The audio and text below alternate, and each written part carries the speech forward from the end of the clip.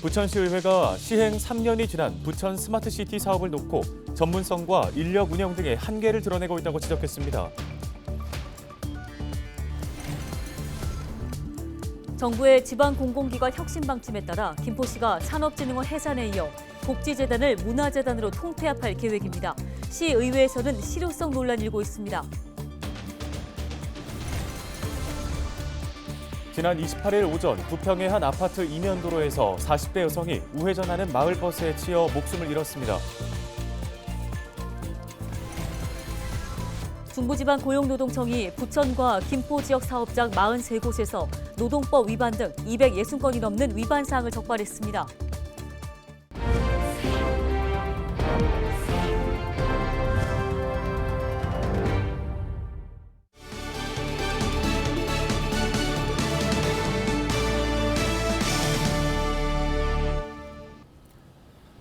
여러분 안녕하십니까? 헬로티비 뉴스입니다. 과거에는 없던 첨단 기술로 시민들의 삶을 편리하게 한다는 취지에서 시작된 부천 스마트시티 챌린지. 도입 3년째를 맞아 올해는 대다수 사업들이 지역에서 그 모습을 드러내기도 했는데요. 네, 고도의 기술을 기반으로 한 사업인 만큼 추진 과정에서 발생한 갖가지 문제점들이 행정사무감사에서 잇따라 지적됐습니다. 이정화 기자가 소식 전해드립니다.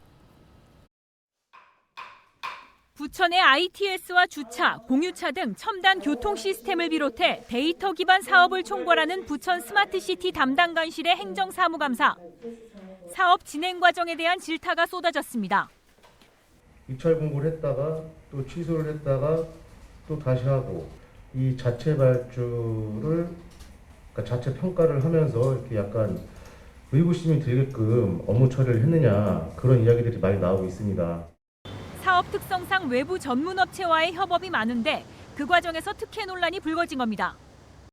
특정 업체의 사업에 대한 전체적인 진행에 있어서 특정 업체가 너무 독주한다. ITS 시장이 그렇게 넓지 않습니다. 부천시가 공고하는 사업 내용을 제대로 이해하고 제대로 성실하게 실행해줄 기업을 우리 손으로 뽑자 이런 의도라고 봐주시면 좋을 것 같습니다. 이번에는 내부 인사 문제까지 거론됐습니다. 사업 3년 차를 맞는 시점. 첨단 기술을 다루는 업무인 만큼 고도의 전문성이 요구되지만 새로운 추진 동력을 확보하기가 사실상 쉽지 않은 형편입니다. 매년 하는 사업이 아니라 새로운 사업을 하나하나 만들어서 추진을 해야 되는데 이 정도 인력과 조직으로 그게 지금 가능하십니까? 자꾸 이탈하는 우리 내부의 인원들이 인프라가 그렇게 이탈해지면 결국은 사업의 완성도는 현저히 떨어질 수밖에 없는 거거든요.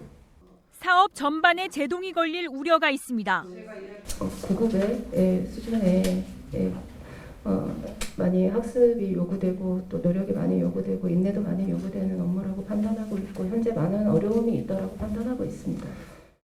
헬로티비 뉴스가 지난달 보도한 공공 와이파이 실효성 논란도 이번 행감을 통해 대책 마련 필요성이 다시 한번 지적됐습니다. 시간당 지금 1.4년이 이용하는 공공 와이파이를 지금 계속 확장을 해야 되는지 공공 와이파이를 특별히 잡을 만한 장소가 그렇게 많지가 않은 것 같고 우리가 이동하면서 공공 와이파이라고 다시 전환하는 율이 얼마나 될지 그 공공 와이파이 같은 부분은 생각보다 이제 저도 그 시민 체감도를 조사를 해보니 좀 사각지대가 많이 있고 과연 이런 예산을 투입하는 거에 과연 어떤 그걸 상쇄할 만큼 실효성이 있냐라는 부분에 대한 의심이 들거든요. 이에 대해 부천시는 투입 예산 대비 사업의 경제성 측면에서 미흡한 부분을 일부 인정하기도 했습니다. 하루에 1.9 2만 명이 좀 채 안 되는데요. 사실은 불특정 다수가 서비스를 실제로 또 받아야 되는 환경에서 받지 못하는 수요 지점들도 있기 때문에 경제성에 대한 부분은 따져볼 만한 이유라고 있다고 생각을 합니다. 또 집행부는 다른 부가 사업을 위해 공공 와이파이를 이용해 시민 빅데이터를 모으는 목적도 있다고 밝힌 만큼 향후 개인정보 침해 논란이 따를 수도 있습니다. 헬로티비 뉴스 이정화입니다. 김포시의 공공기관 통폐합 결정을 들여다보는 연속 보도 이어가겠습니다. 복지재단과 문화재단의 통합은 김포시가 내놓은 혁신안 가운데서도 많은 비판을 받고 있는 결정 중 하나인데요. 네, 두 재단의 통합 추진에 어떤 문제가 있는 걸까요? 이세진 기자가 전해드립니다. 8개 기관을 5개로 줄이는 김포시의 공공기관 통폐합은 정부의 재정 건전성 강화에서 시작됐습니다. 지방 공공기관에 대한 혁신이 추진되고 있습니다. 세정부 국정 방향에 부합하는 시정 방향을 설정해 시 재정의 건전성을 높이는 한편 더 많은 국가 지원이 이루어질 수 있도록 복지재단과 문화재단의 통합은 이번 혁신안의 주된 내용입니다. 복지재단의 업무와 인력을 문화재단으로 이관 승계하는 계획입니다.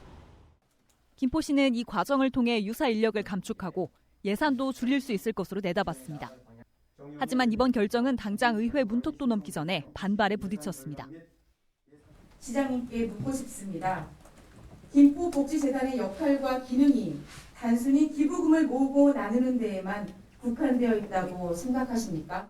이번 결정이 취지와 맞지 않다는 지적도 이어졌습니다. 두 기관의 유사 중복 기능을 찾아보기 어려운 것은 물론이고 통합 이유였던 재정 건전성도 문제가 없다는 겁니다. 시장과 경제 논리로부터 가장 자유로워야 할 복지재단에 재무 건전성이라는 잣대를 적용해서는 안 되며 2021년 기준으로 복지재단은 전체 사업 예산의 평균 69%를 약 29억 원을 연한보급으로 사용하고 있어 재정 건전성도 훌륭하다고 평가할 수 있습니다. 통합의 부작용도 반대 이유가 됐습니다.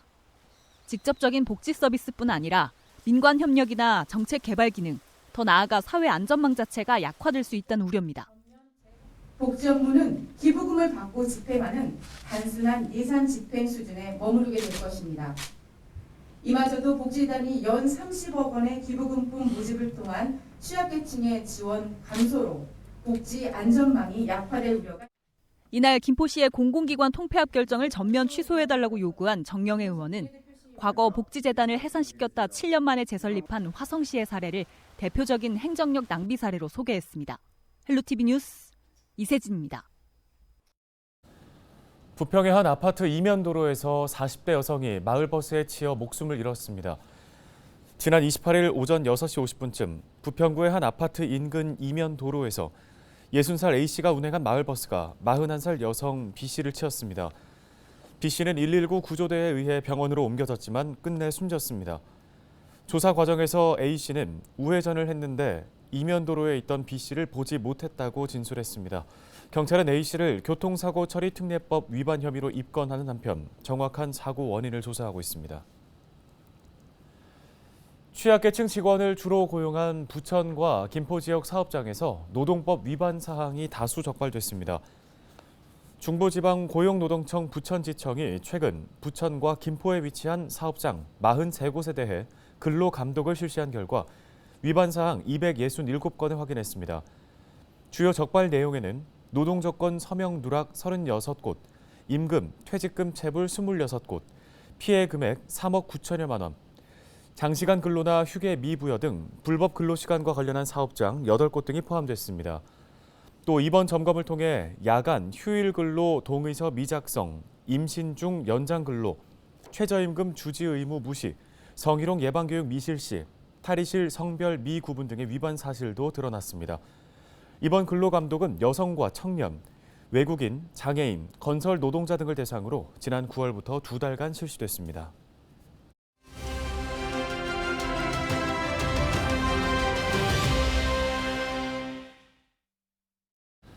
코로나19 확진자가 매일 5만 명 안팎을 기록하고 있습니다. 이 가운데 위중증과 치명률마저 높아지고 있는 상황인데요. 네, 관련 소식을 인제대 백병원 가정의학과 김경우 교수 연결해서 들어보겠습니다. 교수님, 코로나19 재유행이 시작됐는데도 백신 접종률은 상당히 낮습니다. 먼저 현재 상황을 좀 자세히 짚어주실까요? 네, 최근 확진자 증가세는 다소 주춤하였지만 매일 평균 5만 명 이상 발생하고 있고 당분간은 빠른 확진자 감소세로는 이어지지 않을 것으로 예상되기 때문에 현재의 많은 위중증 환자와 사망자 발생이 당분간 지속될 것으로 우려되고 있는데요.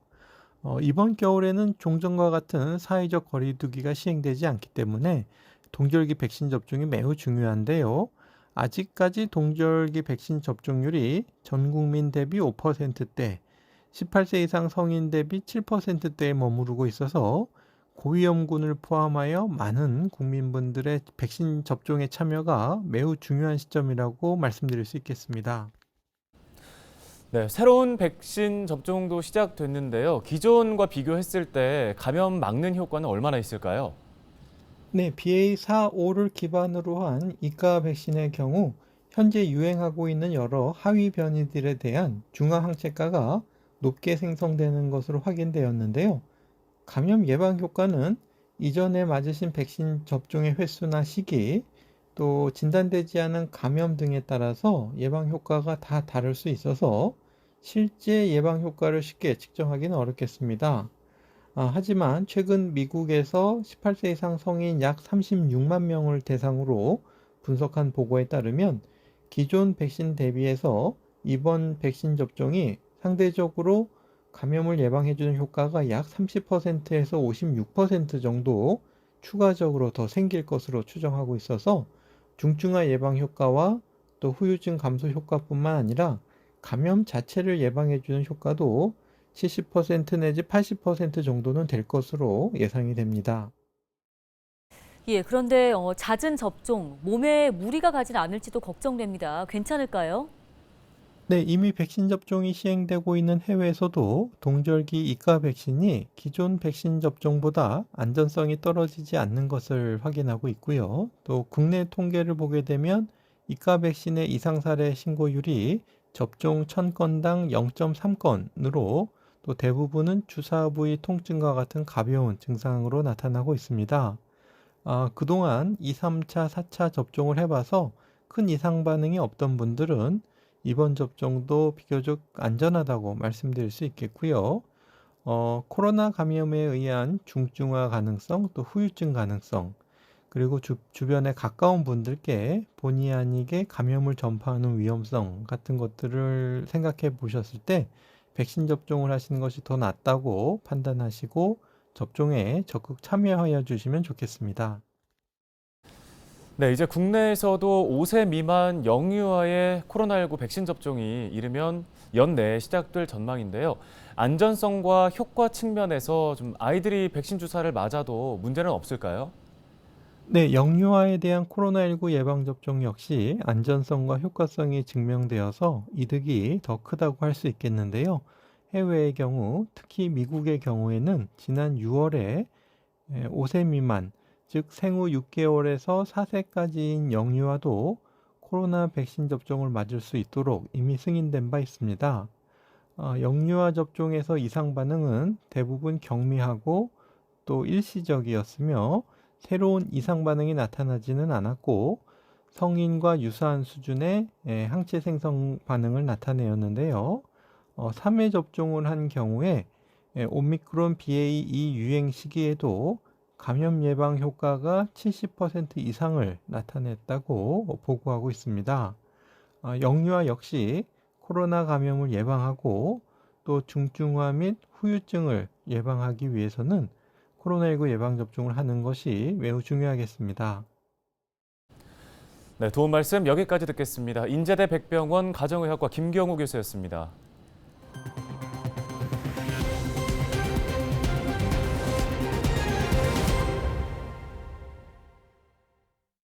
다음 소식입니다. 인천 지역 학교 교육 여건 개선과 교육복지 사각지대 해소를 위한 조례안이 인천시의회 상임위원회를 통과했습니다. 시의회 교육위원회는 제283회 제2차 정례회 상임위원회에서 8건의 조례안을 심사했는데요. 특히 디지털 성범죄 예방 및 교육에 관한 조례를 비롯해 유해물질 예방 관리와 디지털 역량교육 지원 등 교육 여건 개선에 대한 조례가 모두 통과됐습니다. 또한 특수학급 설치 지원 조례안과 교복 구매 지원, 대한교육기관 학생 생활복 지원 등 교육 사각지대에 있는 아이들에 대한 지원 조례도 모두 상임위 문턱을 넘었습니다. 이번 상임위에서 심사한 조례안은 12월 16일 열리는 제6차 본회의에서 최종 의결될 예정입니다. 오늘 준비한 소식은 여기까지입니다. 네, 시청해주신 여러분 고맙습니다.